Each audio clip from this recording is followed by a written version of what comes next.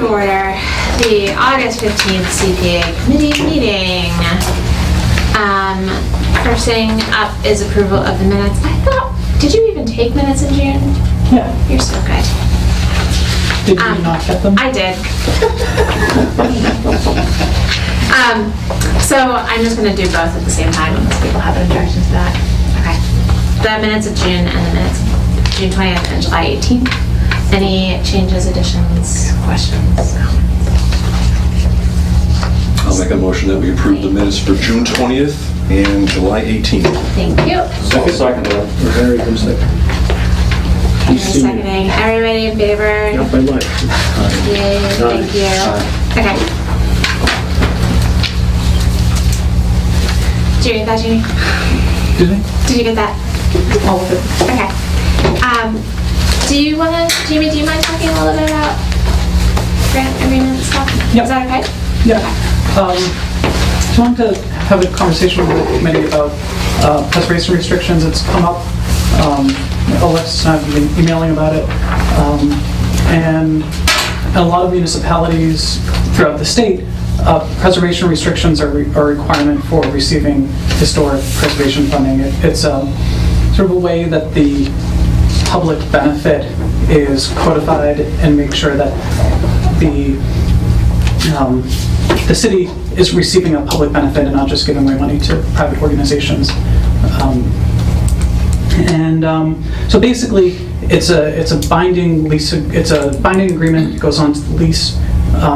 It's a agreement between the property owner, the CPA committee, or the other agency in the city that will be holding the restriction. And for historic preservation, it'd be the Mass Historical Commission. For an open space, it might be the Department of one of the state departments that approves the open space and recreation. I forget what that is, who that would be. Affordable housing restrictions would go through Department of Housing and Community Development. And basically what it does is it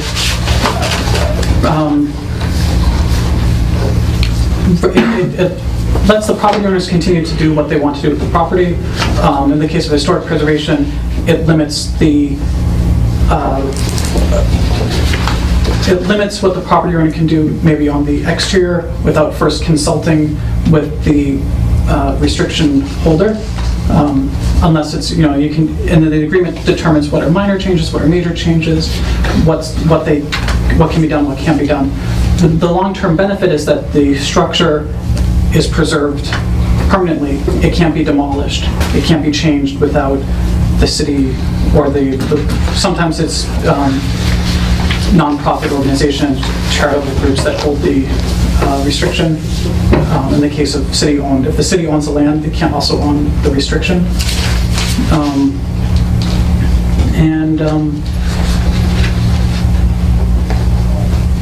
It really protects the city's investment for the long term.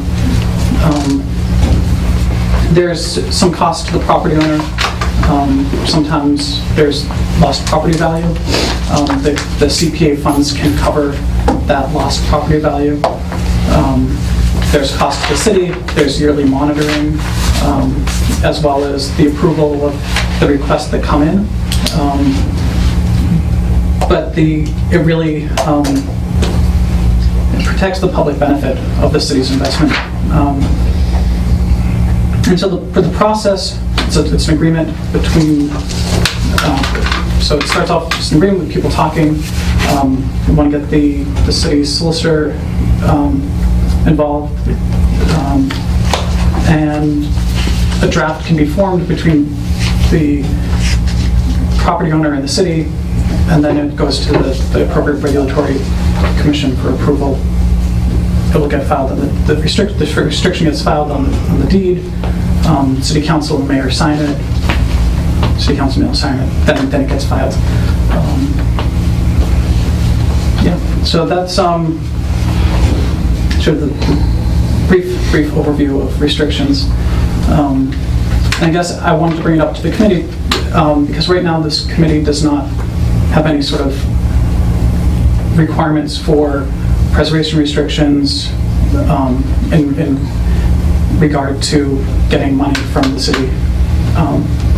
And I think that the committee should have a discussion and come to some kind of maybe conclusion over how they want to approach preservation restrictions, historic preservation restrictions, or all of them, or just a subset of looking at historic preservation restrictions and codifying that into the rules of the CPA. I do, sorry if you already mentioned this, my brain is a little fried right now, but it is best practice guidelines from CPA Coalition, and most other CPAs in the state do require historic preservation restrictions when they're giving historic CPA money for historic preservation. So it's something that Jamie mentioned and that I've been thinking about. In my work, we do conservation restrictions often with land protection. So it's a similar sort of thing, though actually I think historic preservation restrictions are a little bit less restrictive than conservation restrictions. But just something to think about, and I think it will come up when we're talking later. But Jamie, one quick question. Is this just on when CPA gives money to a private? I'm trying to think how it would do question. How it would fit on a public. Maybe it wouldn't even matter to a public building or something, but is it something we could put a restriction on a public building to? In other words, if There's the currently, city came, whether it was the mayor or... Yeah, currently there's preservation restrictions on the old town hall and the town farm. Both properties are owned by the city. The preservation restrictions are held by a third party. So that keeps the conflict of interest. So if you own the property and the preservation restriction, that doesn't separate the rights far enough that one property owner can't just change those deed restrictions so they can then do whatever they want. So it can work for public property as well as private property.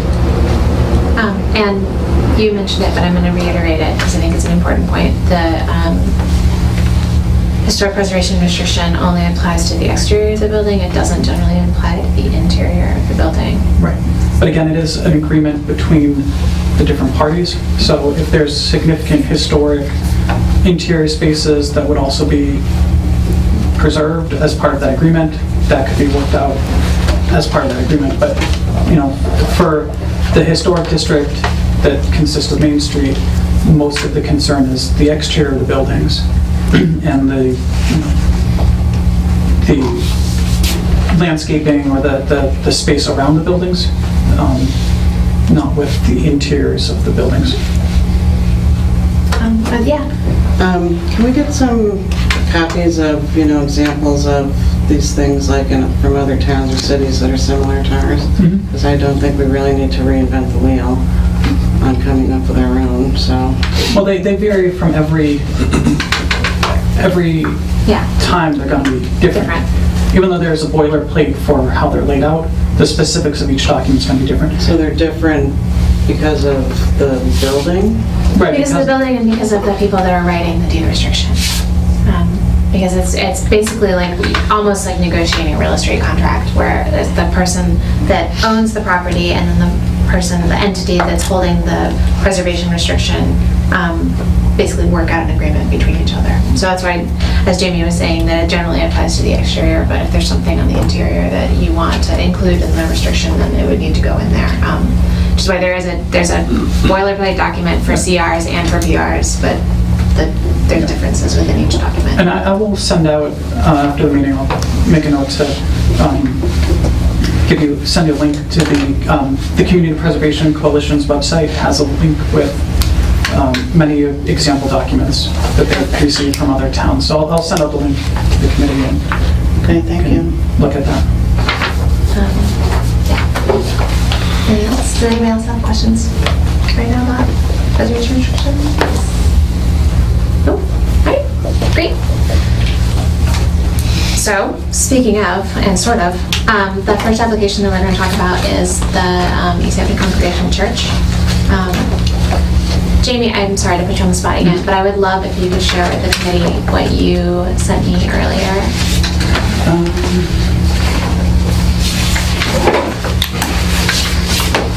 Okay. So I talked with Elizabeth Rarig, who's the Historic Preservation Planner for the Pioneer Valley Planning Commission, and I just wanted to get their opinion on the church project. And basically, in her professional opinion, but not as a opinion from the PVPC or an opinion that you might get from Mass Historical Society or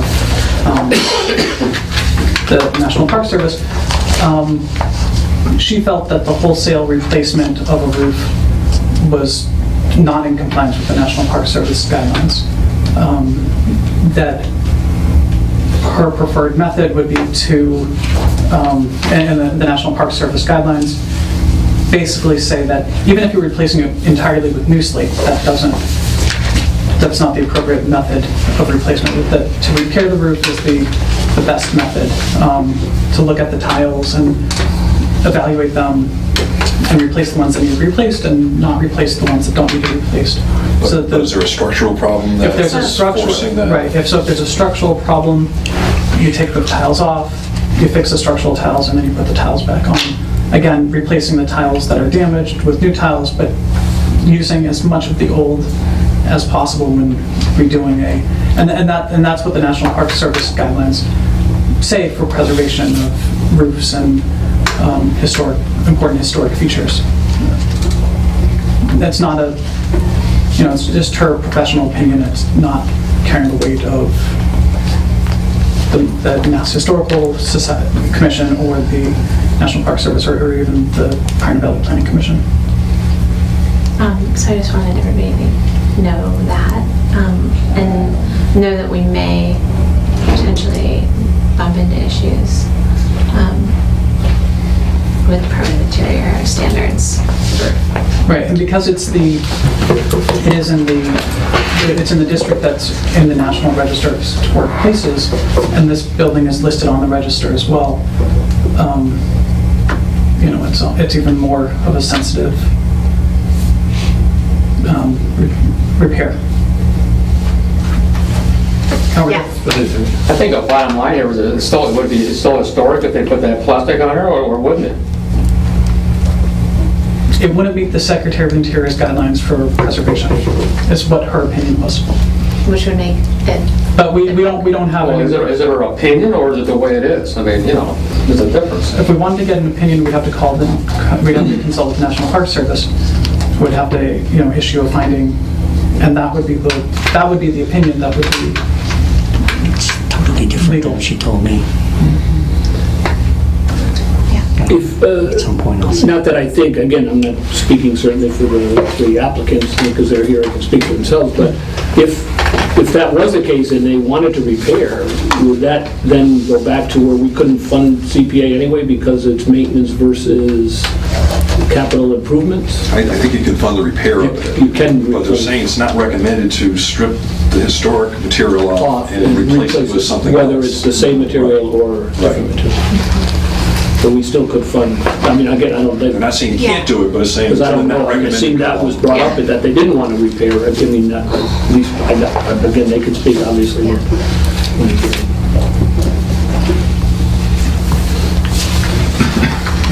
Other questions? Well, can someone speak to the structural issues and why this replacement direction is taking place? Why not replace it with the original shingles? Is there? Would you like me to speak to this point? Because that totally shocks me. Because when I made my original present, frame roof, Hendrick Street, and this woman's name is Elizabeth Rairigh, is that correct? Mm-hmm. All right, she was one of the first people that I contacted, and she gave me her professional opinion that I explained to her what we expected to do, and she thought that would sail right through and not be an issue. So this totally shocks me. And you told her to replace it with a modern type shingle? Yes, I told her what we intended to do, and one of the big reasons is to get 50% of the weight off of the roof. And yes, there is structural issues there that we have to do $67,000 worth of truss work. We've already approved that. And that is one of the big recommendations of the engineers, is to get some of that weight, I see. unnecessary weight, off of the roof. Do you have any other questions while I'm shaking in my boots here? You know, I can speak both as a taxpayer. You know, if you think you're going to put a lifetime restriction, in perpetuity restriction on a building, but you're only giving $50,000 over 200 years for that building, or 320 years if you say it's going to last another 160 years. That's not going to happen. Nobody's going to be coming in and asking for CPA funds to help. Yeah, I don't think we're talking about Save it. restriction at this point, right? Well, I guess that. Yeah, I mean, we kind of were. Okay. It was something that we were talking about, not just in terms of this project, but going forward, any Right, okay. project that was going to get historic preservation funds from CPA have a preservation restriction. Okay, but before we get to restriction, can we deal with the project itself, because that Yeah. seems to be a bigger Yes. issue right now. That's totally out of it. Like I said last meeting, if you want to replace the slate, the one figure we've got is something like $600,000 just for the slate. Okay, well, you're saying now we're suggesting that we should take that slate off, bring it down, check it out, and put it back up there. I'm guessing, as a businessman, you're talking $1 million just for taking the slate off and using the same slate and putting it back up. It's doesn't even begin to make any sense to me. But what do I know? I'm only a milkman. If you have any other questions. We will let you know. Yes. Just one comment, I guess, trying to at least be a common sense person, it seems like we have two different opinions from the same Same person. person. So I think what I'd like to start with is maybe whether it's the applicants or whether it's us, we get a formal letter from this person giving her professional opinion. I know it's just her opinion. And then I think we should try to get a opinion from either the CPA Yeah, the CPA coalition. coalition or getting their opinion so that we know what we're dealing with. Again, that would just be my, before we move forward, because I think we're changing kind of the whole thing's changing a little bit. Yes. Shoot.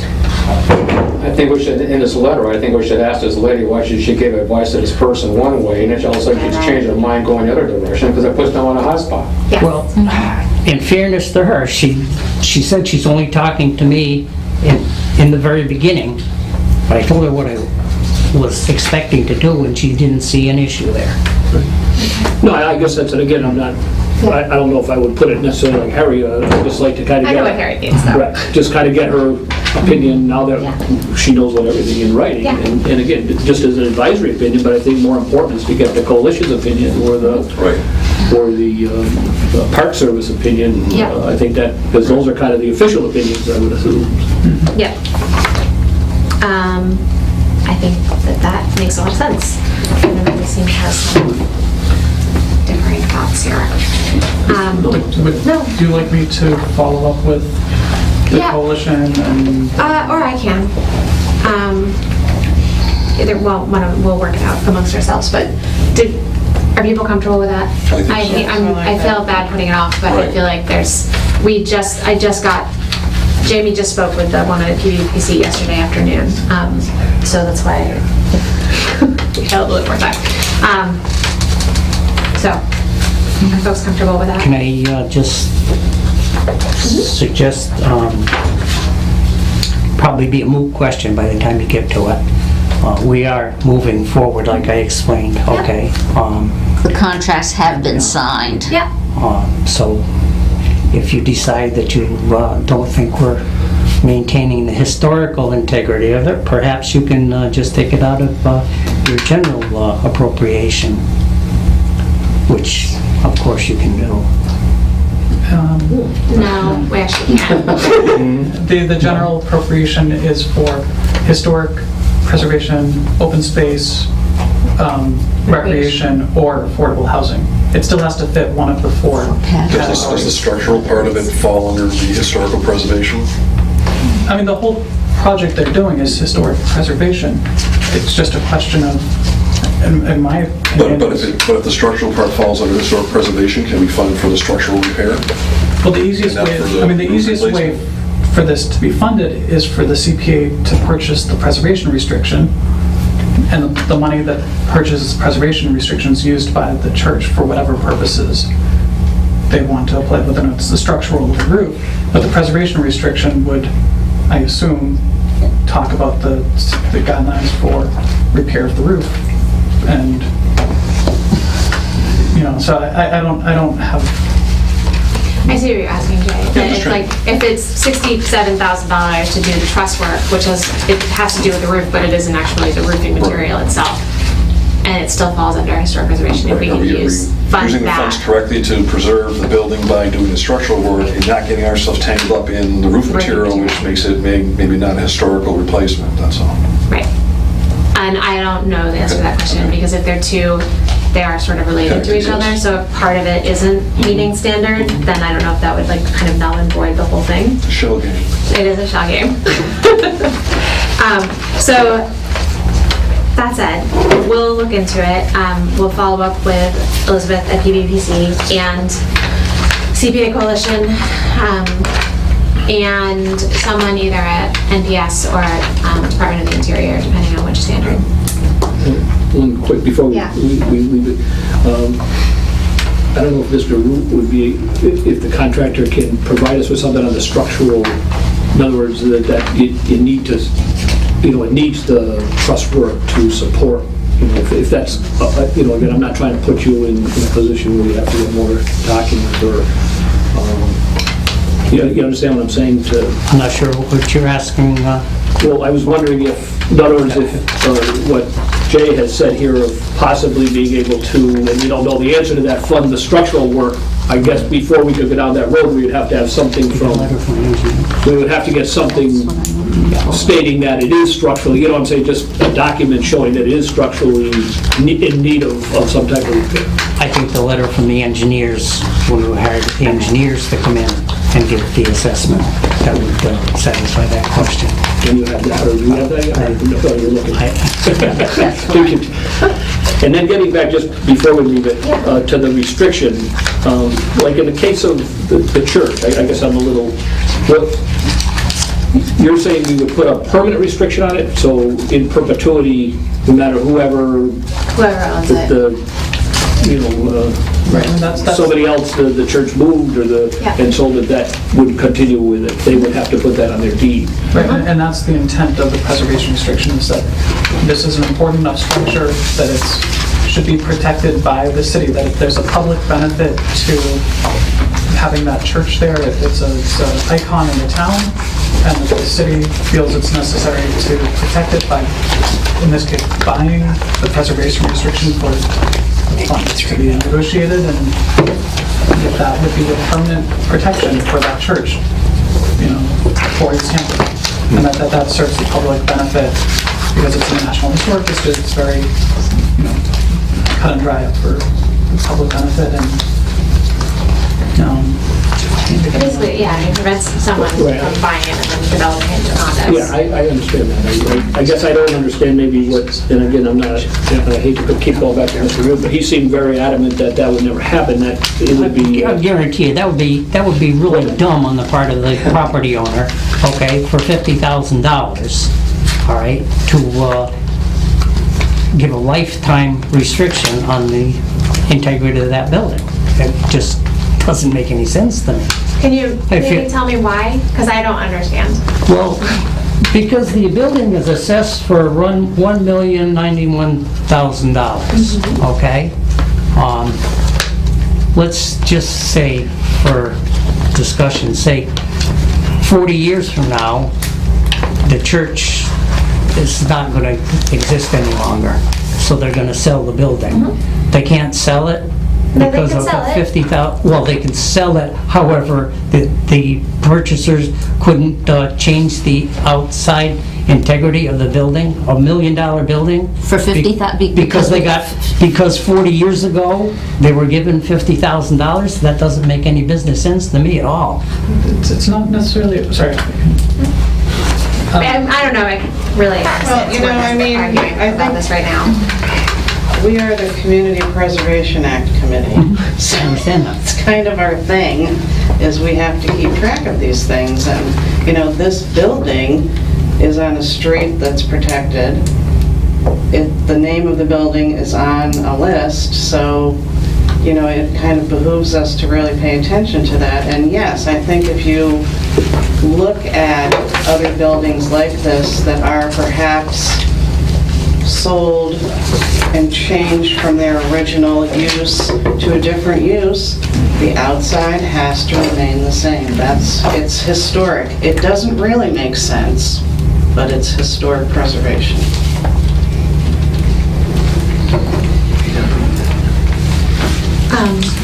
So I don't know if there's further discussion right now that folks want to have. I think we should Okay. make a motion to move it to the 19th. Okay. So I'll make a motion that we move this discussion to the September 19th meeting. I'm gonna second it. So, I'm on a roll. All in favor? Okay, thank you, everybody. And Jamie and I will work between the two of us about who's following up with whom and let everybody know. So the next project we're going to talk about is the Parks and Rec project. I hope folks have time to think about it in the month interim. And did everybody get the revised Yes, budget? Groovy.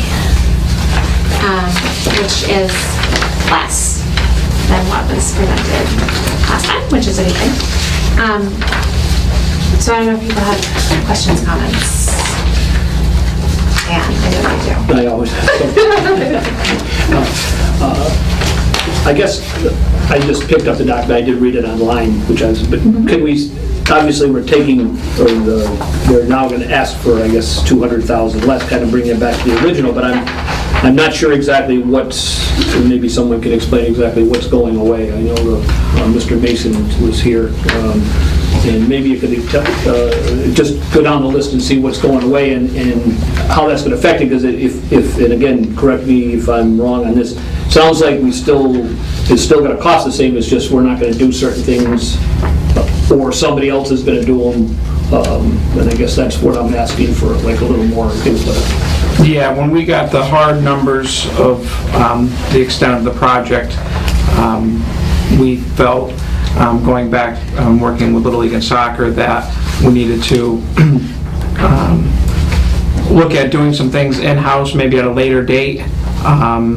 And you know, the scope of the project of getting the site work done is the main piece that needs to be done. Adding the irrigation on the soccer side, we're going to add irrigation to 2 fields now and run the main lines, and then can build off of those. Those are the things that can be done a year from now, 3 years from now, can be done in-house. You know, if we have time, where our guys are pretty crafty, they can get that stuff done as well. We've done that on our daily field. You know, George has been able to run irrigation over to our co-ed softball field, so, you know, we do have the talents, just the ability to get the equipment and time and restraints. So we went down and figured out what we could take out and still make this project work and usable without many noticeable differences. You know, we took out some fencing. On the baseball side, we took out irrigation at this point. They're going to look to do that themselves. We took out the vegetation work. We can do that in-house. You know, some of the things like the planting of trees, we'll do Instead of doing them all at once, we're gonna do them, a couple each year and get to our goal of replanting 12 trees. So we, it's instead of trying to get it all done and hit a home run right now, we'll take a double and we'll go for a couple of years and get the project completed. Little League and soccer both have committed to working towards, finishing off the project in-house. So that's the direction we went. So we reduced it down to 467 total for the project. 468 if we're rounding up, come on. I always round down when I'm asking for money. And you're still looking for us to fund the whole? Yeah, because the whole project is 611. So, we're asking for the 467 because the other work is going to be done through the leagues. Okay. So that's kind of like their in-kind and their monetary donation is to, get it to that level of what the total project cost. I'm not sure if the League has anything to add to that. So the fields you're still going to put the irrigation system on is the high school field, or the one that where the high school plays? Yes. The main field, and the newly... The one that'll definitely need to be, Field. yes. The others will have the capability, the connections. The main lines will be run, and then just coming in with the connectors would have, be done at a later date. Because I know when this was first proposed, that was one of the big issues cost-wise, that I guess, would it be half the cost now? I mean, you're Yes. still gonna have to hand water those other fields, correct? Yeah, but we can do it, we can do it with the guns, one gun, freeing up 2 fields, to be automatic, automated, it will be huge, and then the rest of the guns can just take care of it, and hopefully Mother Nature helps out too as well. Okay. Is your committee, any other questions? Discussion? Yeah, Please. I got a real basic question. Why does Easthampton need more baseball fields? Can you answer that question? When they spent $300,000 on a couple more baseball fields? Sure. Why do we need more baseball fields? Sure. We're a town of like 15,000 people. Jay Grant, I'm the president of Easthampton Little League. Yeah, I know. It actually there were 4 fields out there before. It's going to get us back there. We don't have enough fields to play games and provide practice areas for teams. So we cut it really close with our scheduling of games, and teams basically have nowhere to practice in the park. And just playing games isn't a proper way to teach kids. So it's that flexibility. We'll have to do both games and practice. It just seemed when we had talked, we were always saying that the baseball attendance of what it was going down. It's not getting bigger. It's either staying the same or we're losing them. Is that true? Our numbers are down. We're probably down 50 kids over the last, compared to 5 years continuation ago. going forward, where you'll be losing people that are playing baseball, and we're probably better off building a soccer field and just maintain the baseball field. The ones we have. I mean, you talk to people on the board, you talk to people out in the public, and they're saying that there's actually more soccer players than there are baseball players. Is that true? To a degree, it's the same kids. A lot of baseball players play soccer also. A lot of soccer players play and softball. Well, I just say like spending $300,000 and build more baseball fields and find out that our leagues are just going down in attendance. It just wouldn't make any sense. I think you're making it sound more dramatic than it actually is. I mean, we've gone from about 400 players in the course of the year to about 350 over the past 5 years. Where it will go, I'm hoping that they go up. A couple of our younger leagues have more players than the year before. That's just only bringing that up. That's Yeah. No, I understand. But even if we have less players, we still need the fields to teach them properly and to actually get back to that area. It did have 4 fields on it before, and it has 2 now. And to add to the point of that other field, that 4th field that will be built down there, or the 5th field actually, that's going to be co-ed softball capable. Right now, our rec league, adult league uses Williston for our second field. So they're nice enough to let us use their field. We need 2 fields at the park. So this would give us our second field for our co-ed softball league as well. So that way we wouldn't have to rely on Williston. Also, the Special Olympics that was just held in town, they want us to get a second field as well, because then they bring the whole program here. They can only bring the younger athletes down to play softball because we only have the one non-fence field. So once we get that second one added, we'll increase with our Special Olympics equipment as well. Other questions? Ed, Jay? Were these quotes done by one company, or was it a couple different companies that quoted this work, or are these just estimates based on the I believe the study that was done? landscape architect got those. Did they They're modern, they just- Kimberly Lane. We had done quotes from a couple vendors, Okay. and the project started as Little League driven. Right. When we found out from the Attorney General's office that we couldn't do it, and it has to be prevailing wage, to ease the burden on Park and Rec, we got prices of prevailing wage rates from 2 different fence companies, an irrigation company, a construction company, all local companies, and they were all fairly close to each other. I don't know where Mr. Cannon got these. The problem with that is he won't divulge it, because if we said here that ABC Construction provided these quotes, every contractor now knows where that company's going to shoot, and they're now at a disadvantage. So the landscape architect is the one that got these numbers. The killer with those numbers is their prevailing wage rate, which this project has to be, because it's city tax dollars on city property. Okay. Yeah, please. I guess I'll ask Mr. Mason this, and I'll ask the same thing when the school department comes up. Have we explored any rec grants, and I guess when the school grants that would pay part of this? I guess I think what probably is at least bothering myself a little, and I don't know about other committee members, I can only speak for myself, is the large amount. Let them make the decision how they want to spend it. And we can give them the $235,000 in phases.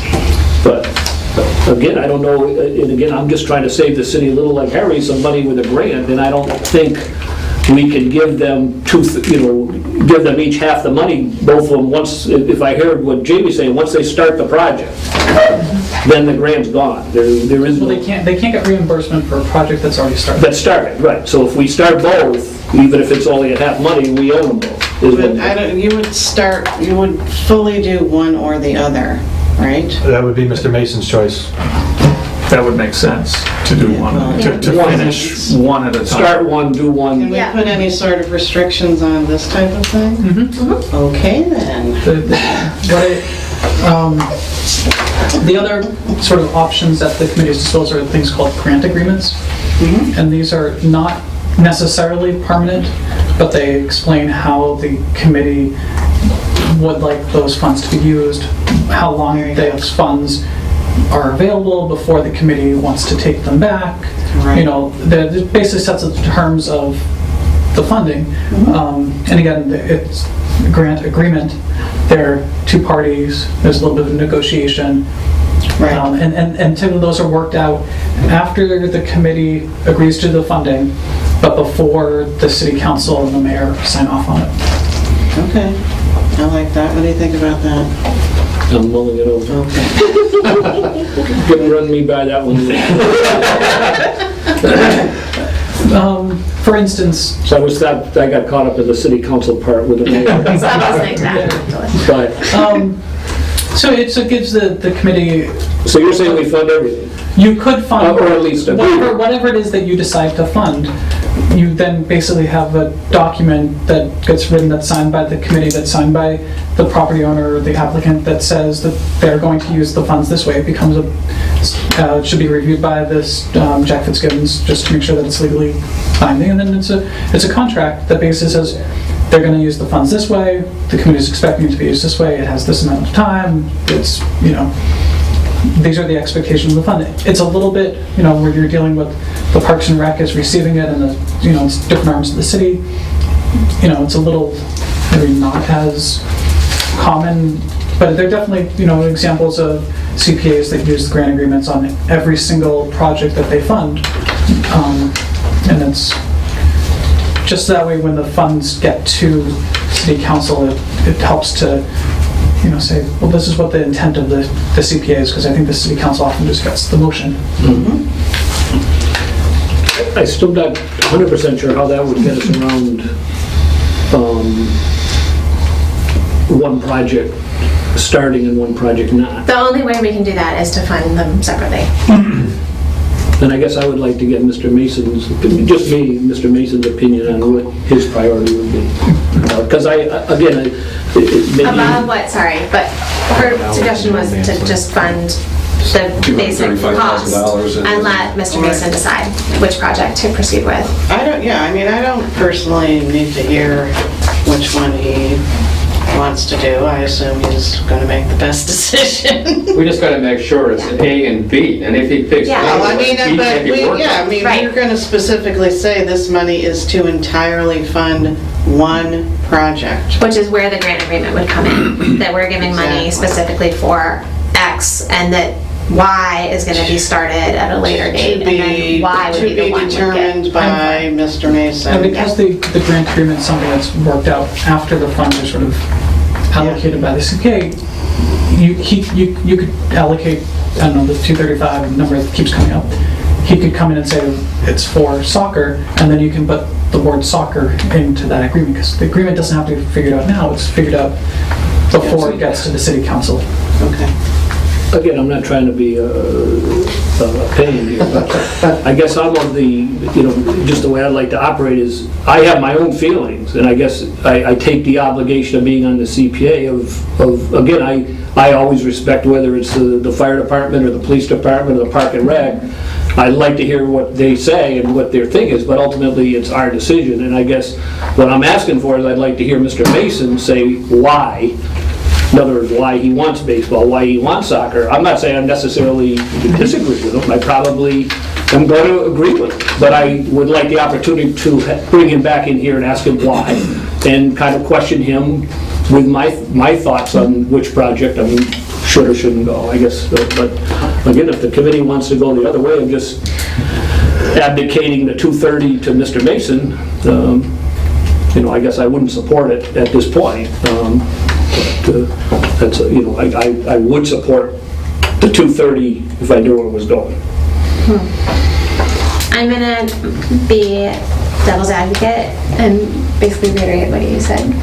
I'm not gonna change your opinion, but I'm gonna say it again just for my own sake. In that I don't run the Parks and Rec department. I have no idea what those fields are like, honestly, other than what I've read, and that I think Mr. Mason is much more adept at making that decision than I am. Which is an argument for just allocating the money and letting him make the decision. And I'm just saying that as my piece. So I don't know what other folks feel. I feel like... Do we have an actual project A and an actual project B? Yes, It looks like it. Yeah. I mean, it breaks it down. Right. Yeah. All right, want to make sure it's normal, yeah? Baseball field or soccer complex. All right. I mean, they do break it down. So one's A and one's B, that's all, just want to make sure. So, Jamie, a point of issue, Ed has to abstain from voting because he's on the board of... Board of what? Of the, What board? It's not a Little League project. This I is don't not a see. Little League, this is Oh. a city project. Is he... I don't know, Ed, he told me. you have a conflict and want to, if you feel you have a conflict and you don't want to participate, that's your choice. No, I'll go with But it. I think you have to, if you do have a conflict, it's disclosed and then you can. No, I'll go with it.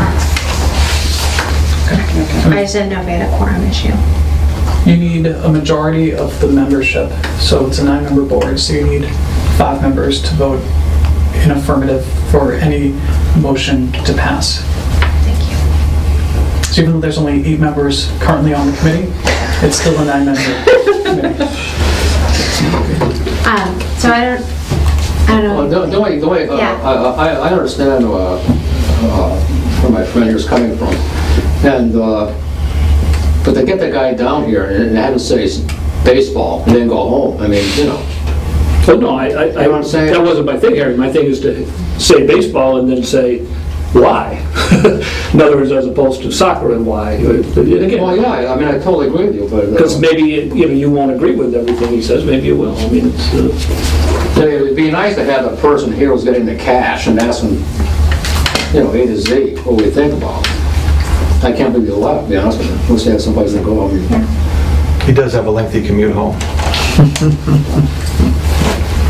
But I know, like, I'll just use, I won't use the fire chief because he's here, but like when we, when we say fund cruisers, you know, we make the police chief come in and provide us with, you know, he might want Right. Fords because he has Fords, but we demand to, I won't say demand, we request that he provide us with information on the Chevy and on the Dodge, and then justify why he wants the Ford. And I guess that's how I kind of look at this project. I'd like to see what he recommends, and then why he recommends it. And again, you know, probably I'm going to go along with him. I'm not, you know, most likely to go along with him. But I guess I just feel it's a little bit of my obligation as a CPA member to do that due diligence as opposed to just abdicating $200,000 and leaving it to the department head to do. And absolutely, I think we always,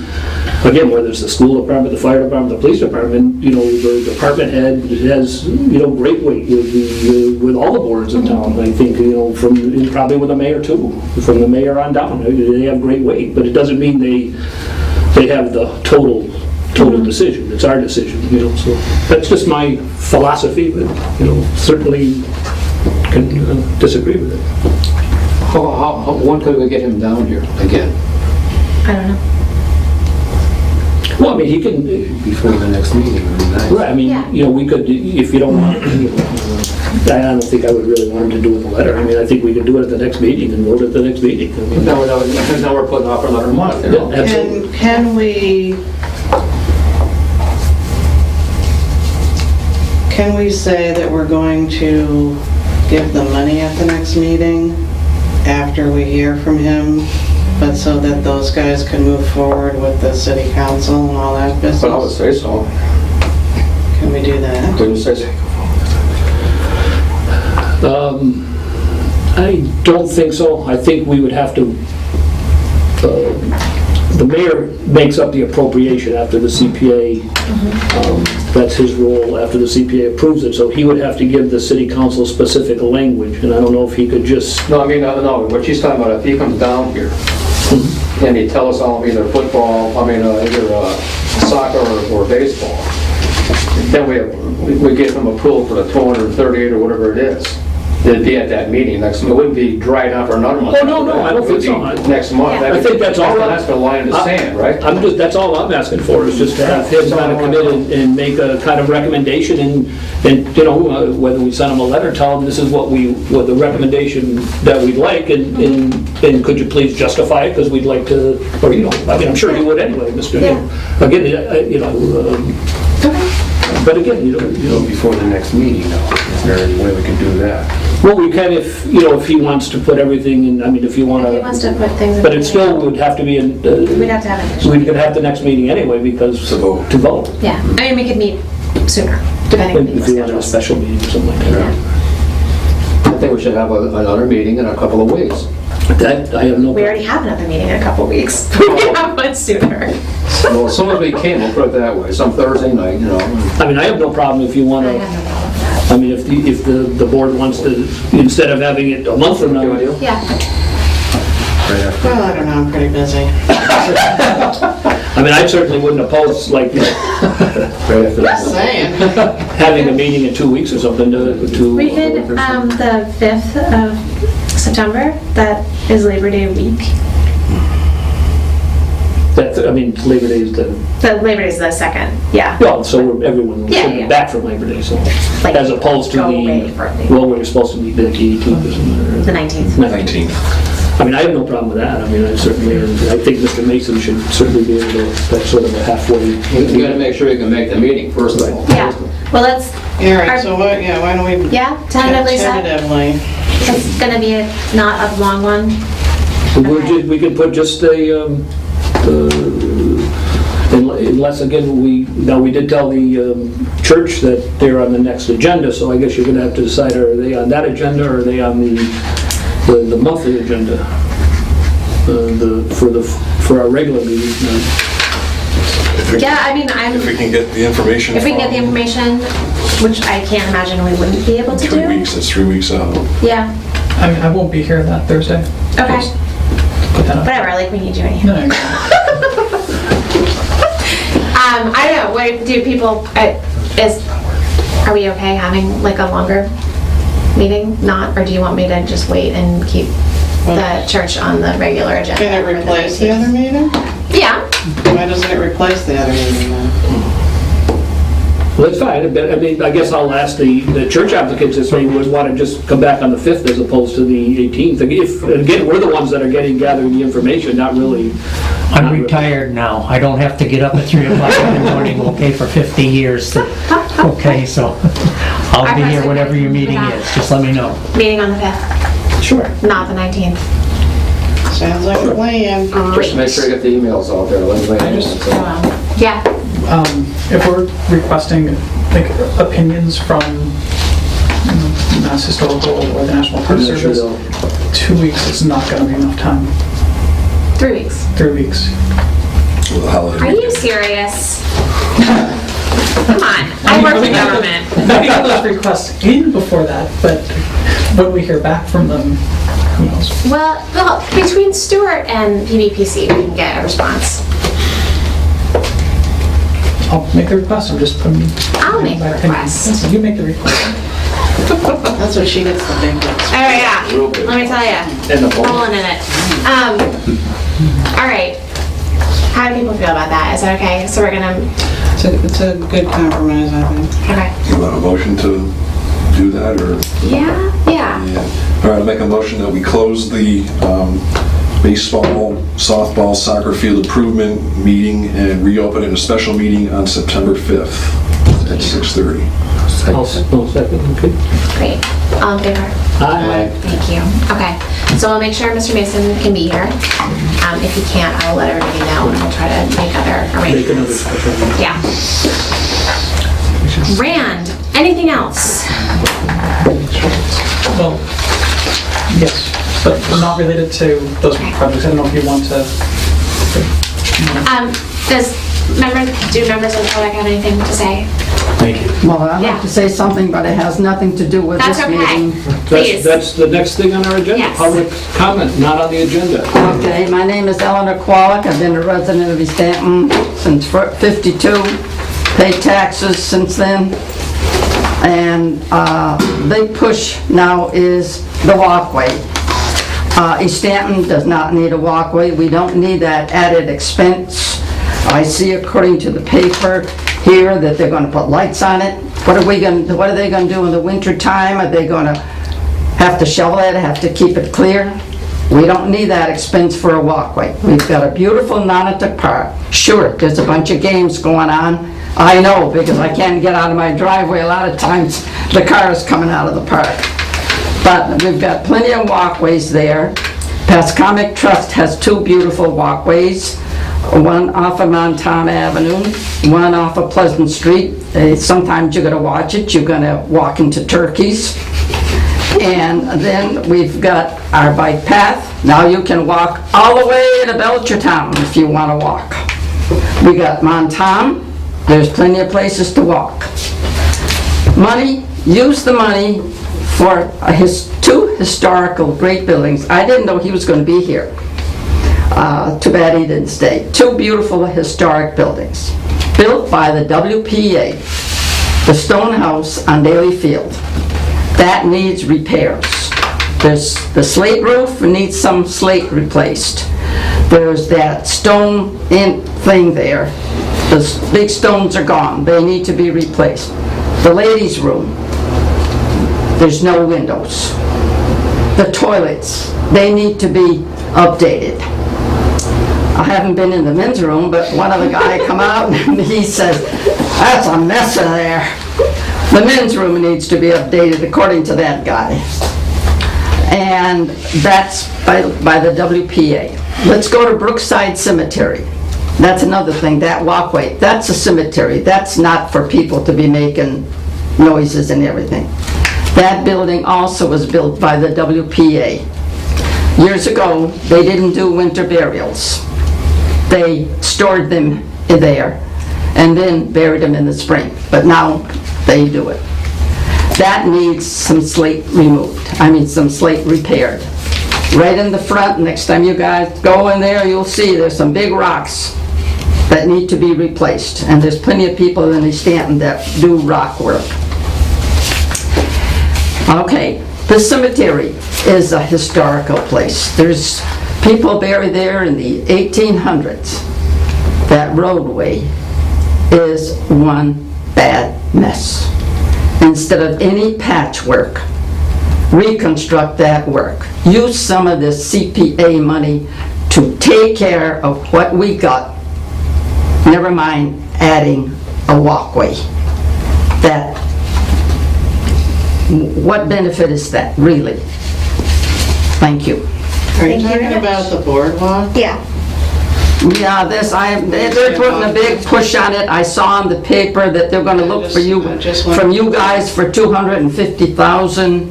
They're looking for big grant money too. And like I say, they're pushing, there's a big push on it. They're gonna be lighting. We get enough, I pay enough taxes to give to you guys too. That adds on to my tax bill. Okay, thank you. Thank you very much. Does anybody else have comments? Sorry. So, All right. Jamie, do you have, Yeah, well, I think a good segue Keep from it that quick, is keep it that, what's that? keep it quick.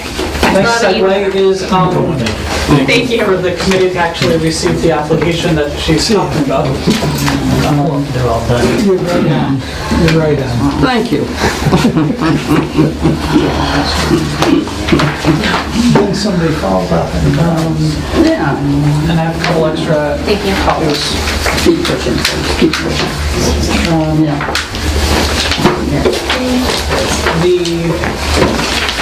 I can still get out this way, can't I? Yes. Thank You you. can always get out.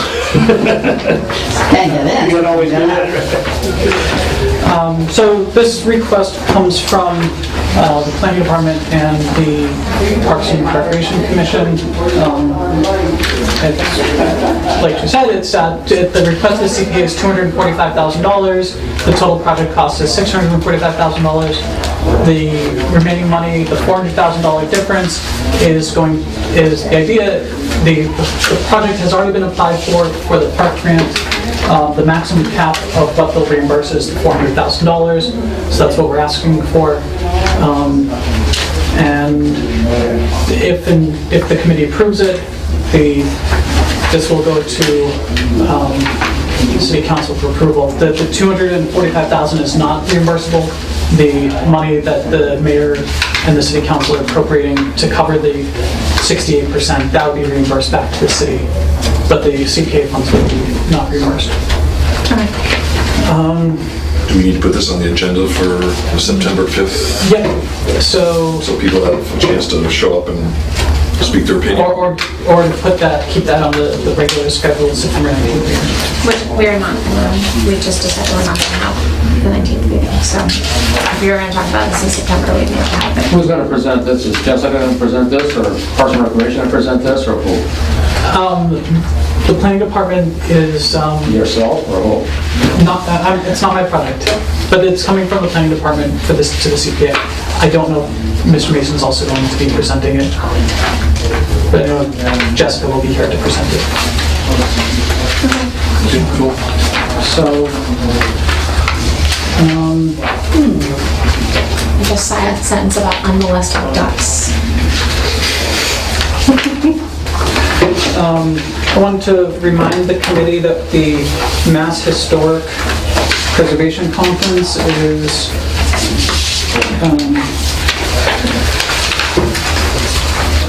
October 18th. The cost is $35. The CPA can fund that if the CPA wants. Harry is the only one who's expressed interest in going. So just want to put it out there that if any other members want to go, but the committee should vote as to whether or not they want to appropriate the funds. I would go by myself, you know? I'd have somebody else tag on if they want. Yep. So where is it? It's in Lexington on a Friday, October 18th. The committee has the funds to Yeah, it's do like $35 education. $35 person. We do need to register somewhat soon. Do you have a registered date, closing date? I think when it fills up. Okay. It's sort of a first come, first serve. I mean, I can't go, But I mean, You know, the more I think about it, I think my name off that list. It's my anniversary, so I don't think I'd be going down there on the October 18th. Jake, you're gonna stop recording. Take your We should close the meeting. Thank you. So yeah. Oh, you're still going? yeah. I'm just kidding. I'm sorry. It's okay. Yeah. Also, I received a request from some group. They want the CPA committees to make an official motion Oh, for right. fracking. Yeah, I saw that. I will send you the information that she asked me to send you. I just want to let you know that it's out there, that they're looking for a motion of support against fracking in the area. And they want the CPA's support because the CPA funds open space and recreation projects that could be potentially affected by fracking. I will send you that information, so when you see it on the agenda for a fracking discussion, you will know why. We got that in the planning board too. Yes. Yeah, I think they sent it to everybody. Okay. Motivational. So, okay. Is no one interested in going to the historic I preservation? mean, I'd love to go, but I can't. Okay. I have to work. All right. So, I think we're closing the meeting. Today's meeting, whatever day it is, August 15th. I second the motion. Thank you very much. All in favor? Aye.